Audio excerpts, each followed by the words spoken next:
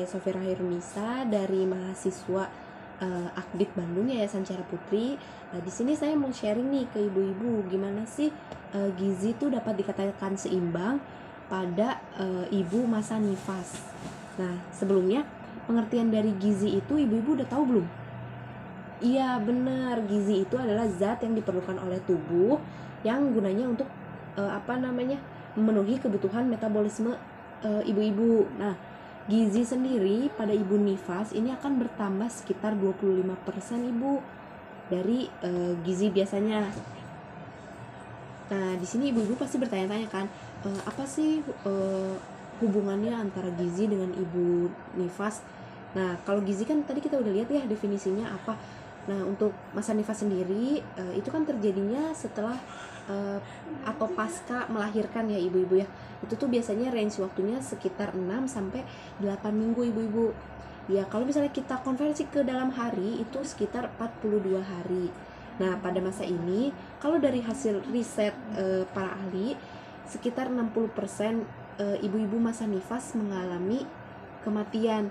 Nah, dan salah satu penyebabnya itu adalah malnutrisi pada ibu masa nifas. Nah, kenapa kita concern di gizi ibu nifas ini? Itu hubungannya ibu-ibu. Baik ibu, selanjutnya kita pindah ke perbedaan ibu gizi dengan gizi seimbang dan ibu dengan kondisi malnutrisi. Di sini saya ambil contohnya pada produksi ASI ya ibu. Ibu gizi seimbang dapat menghasilkan ASI sekitar 600 sampai 800 ml di bulan pertamanya. Sedangkan ibu dengan kondisi malnutrisi atau kekurangan gizi hanya dapat menghasilkan 500 sampai 700 ml dalam satu bulannya. Nah, ini kan merupakan perbandingan yang signifikan ya ibu ya. Ibu dengan gizi seimbang cenderung dapat menghasilkan ASI yang lebih berkualitas dibanding dengan ibu yang gizinya kurang atau malnutrisi. Baik ibu, kita pindah ke dampak malnutrisi pada ibu masa nifas. Nah, di sini dampaknya ini tidak hanya mempengaruhi ibu-ibu saja, tapi mempengaruhi dede bayinya juga ibu. Di sini kalau pada ibunya itu bisa menurunkan produktivitas dan kemampuan ibu dalam menjalankan kegiatan sehari-hari. Terus ibu juga jadi cenderung kekurangan darah. Terus abis itu yang terakhir jumlah produksi ASI dan kualitasnya itu jadi menurun ibu. Nah, kalau misalnya dampaknya pada dedeknya itu mempengaruhi pertumbuh kembangan si dedeknya itu. Terus bayi juga dedeknya jadi lebih mudah terinfeksi karena tumbuh kembangnya itu tadi terganggu. Dan yang terakhir hambatan dalam bidang akademik ibu. Jadi apa sih yang harus diperhatikan dalam memenuhi kebutuhan gizi pada ibu nifas? Di sini bisa dilihat ya ibu, ada 1, 2, 3, 4, 5 poin. Yang pertama itu kita harus memperhatikan kalorinya. Setidaknya dalam satu hari ibu kalori yang masuk ke dalam tubuh ibu itu ada 500 kilokalori ibu. Nah, yang kedua itu makanan dengan diet gizi seimbang untuk memenuhi kebutuhan karbohidrat, protein, lemak, vitamin, dan mineralnya. Itu harus diperhatikan agar semuanya terpenuhi. Yang ketiga itu ada mineral atau air yang harus masuk ke dalam tubuh ibu-ibu itu sedikitnya 3 liter ibu per hari. Karena kan ibu masa nifas ini kan kebutuhan nutrisinya itu meningkat sekitar 25% kan ibu-ibu ya. Nah, yang keempat itu mengkonsumsi pil zat besi selama 40 hari pasca melahirkan. Dan yang terakhir harus konsumsi vitamin A karena vitamin A ini penting bagi tumbuh kembang bayi atau dedeknya ibu.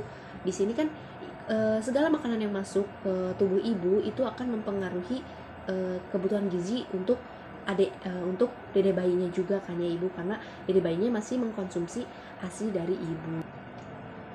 Nah, seperti yang disebutkan tadi itu kan kita harus memenuhi kebutuhan dari karbohidrat, protein, mineral, dan serat ya ibu ya. Di sini untuk karbohidrat sendiri itu dia sebagai sumber tenaga utama. Jadi kebutuhan untuk tubuh itu kayak hampir mengambil alih sepenuhnya gitu ibu-ibu, sekitar 60-70% yang dibutuhkan oleh tubuh.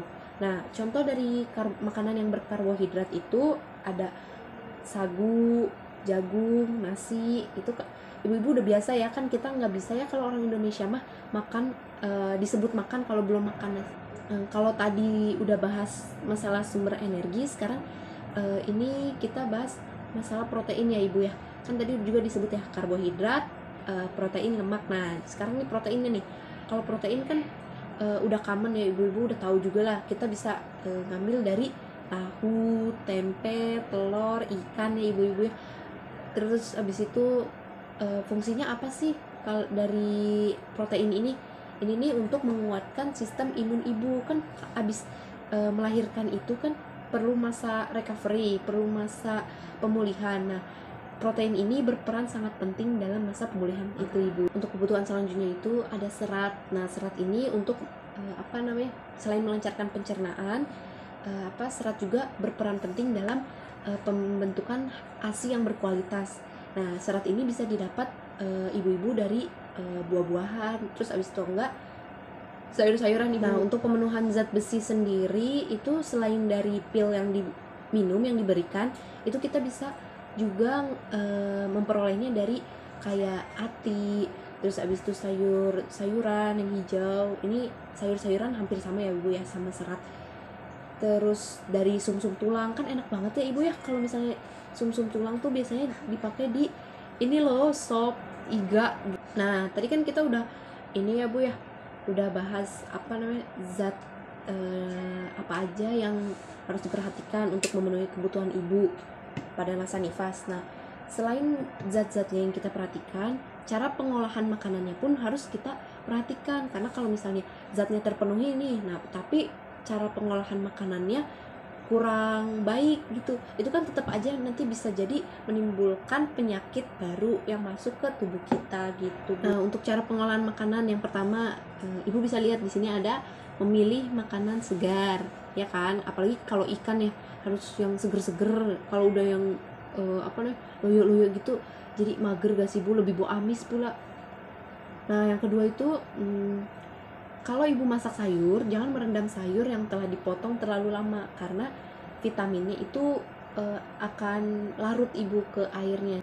Nah selanjutnya gunakan peralatan memasak yang bersih ya, itu otomatis ya. Terus habis itu yang keempat ada masak ikan dan daging sampai matang. Selanjutnya ada lebih baik ikan atau daging itu direbus daripada digoreng, karena kalau misalnya digoreng itu kan malah nimbulin penyakit baru ya bu ya, kolesterol tuh. Jadi kalau bisa direbus aja dulu ya ibu-ibu ya. Nah yang terakhir itu kita sebaiknya hindari peralatan plastik untuk makan ibu-ibu.